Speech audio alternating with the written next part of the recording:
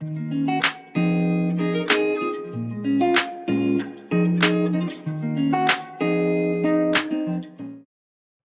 a lot of real estate properties, especially high-end ones.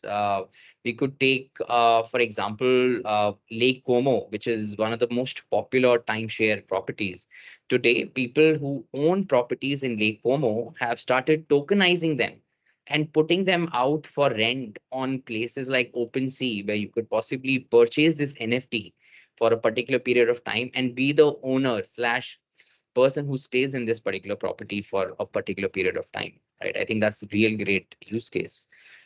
We could talk about the manufacturing industry. I think just by streamlining your entire supply chain through blockchain, you could exactly figure out if, let's say, a particular product was returned, and let's say there was a particular zipper problem. This zipper problem could be identified to the source by understanding, let's say this bag was manufactured in Vietnam in 22, and 20 of our stores have, let's say, gotten complaints on a faulty zipper. You could take preemptive actions for your next batch that gets manufactured and ensure that either you change your vendor or you manage your quality assessment much better. So I think blockchain really brings out a lot of solutions for a lot of businesses, and it actually also reduces costs significantly.